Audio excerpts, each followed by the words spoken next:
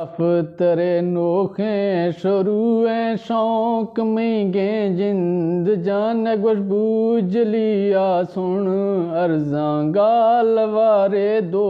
खनान निश्त गालोगा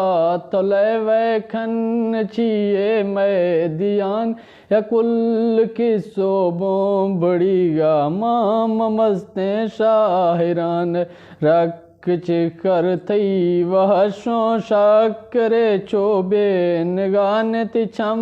गोलाए बलगतों झाटड़ाए मार माने मैं दिल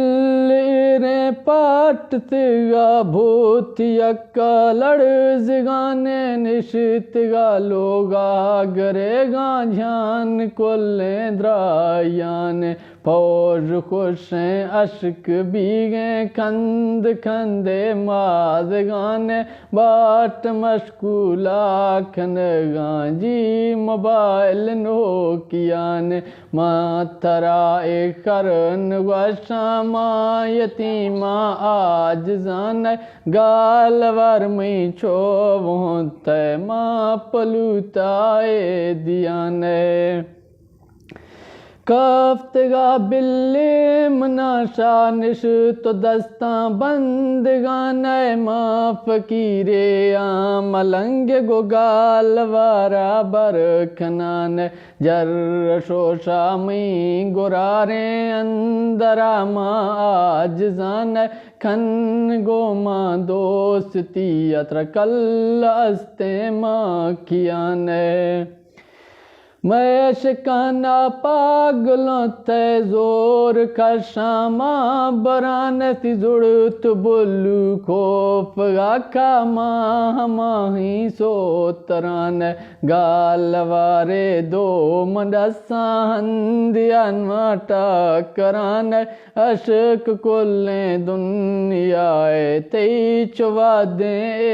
साने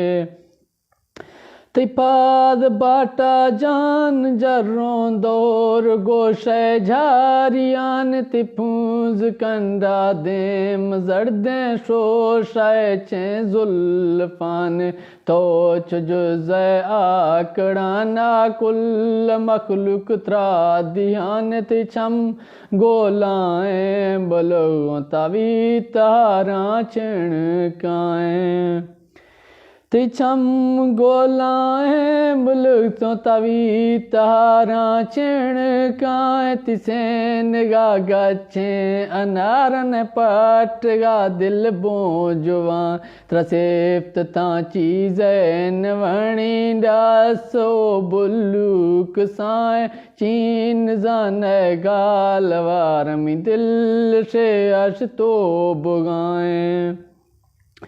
तिजान चुटी आख दम अपना प्यालाए जारी वराए गोट मेगा बंद सादे बर दरश के अड़ाए साट बरदस्ता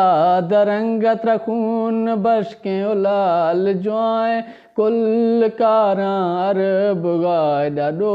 भरा गोमा मिलाए कुश चिकर बीत अल्लाह दो दिल फजियार लाए निंद गोमा पाजियाओ संग दिल त्राचे बलाए ती तराटों के नक्शा प्यार मनते उमराए बास ने गाला मेरा मन गाते देम स्याहें।